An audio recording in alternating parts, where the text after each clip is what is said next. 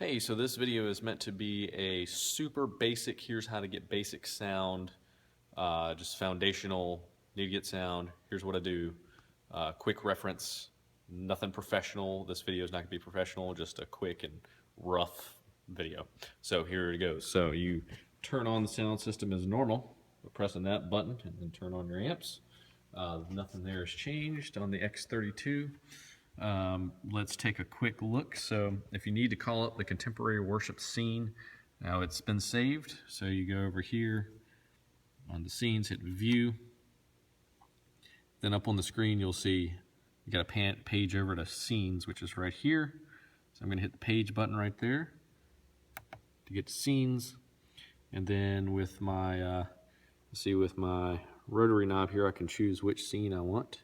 It's already on contemporary worship, so if I wanted to call that up, I don't click that, I click load, and then it's going to ask me if I really want to do that, and yes I do, hit yes, and so it now just recalled all of my settings there. I'm going to press home just to get back home, and now over here you'll see our different layers. If you'll remember that there are 4 layers on each set of faders. Layer 1 is channel 1 through 16, and that coordinates with inputs 1 through 16 on the stage. So if you're looking for an input, that kick drum means channel 1 is where we stage input 1 is the kick drum channel, but it's also the input on the stage, on stage 1, on the stage, input 1, and channel 1 on the board. That goes all the way through 24 because there's 24 inputs on the stage. So stage input 22 is channel 22 here on the mixer. Now to see what's actually plugged in or what it was assigned to, you'll see that we've labeled it with little icons, piano, drums, and everything. These are empty channels if they don't have anything assigned to them. And then if I hit channel 17 through 32 is available on this button. You'll see we have our vocal mics plugged into 17 through 20. Or supposedly. Now if something gets unplugged and you're trying to figure out, oh, where should I plug it back in? Well, just look and see what's there. You'll know, oh, the kick drum I need to plug into input 1 on the stage. Bass guitar I need to plug into input 4 because it's channel 4. Go back here, more empty channels. Choir is here. This is a stereo channel, so you don't have to move both faders at the same time or mute both. They just operate in tandem. Cool. And then we have our, mute those. We have our wireless handheld mic right there. And then the pastor's wireless mic. These levels are not necessarily set, so set them as best makes sense while you're running sound. This is the extra wireless lapel. This puppy right there. That's the one that CBS uses. We use it for some things too.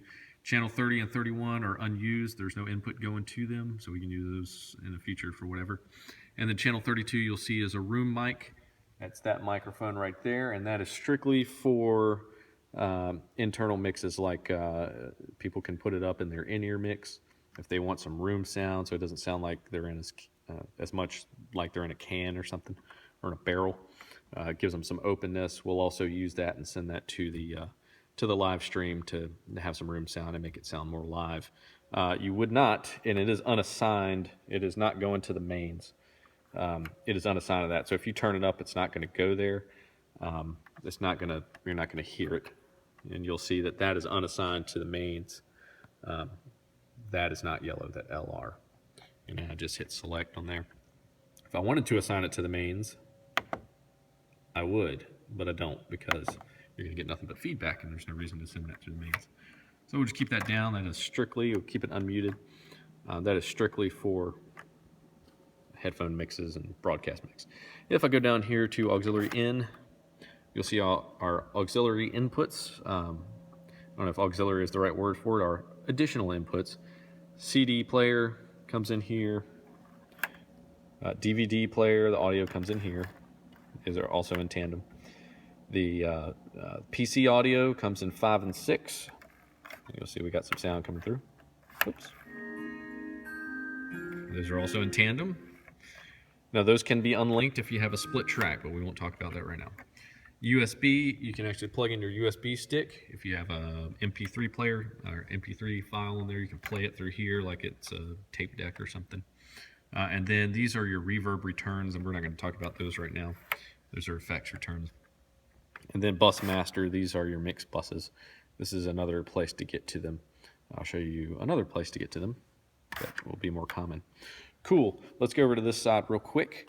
This is a bank of 8 faders. You'll see group DCA 1 through 8. So we've got the drums assigned to this first DCA. It's kind of like a subgroup. The guitar is assigned to this one, vocals assigned to this one, choir mics, so that you don't have to flip over here to get to both your choir mics. They're coming in. This one can control the volume for those. And I'm going to cut this off and do a second video.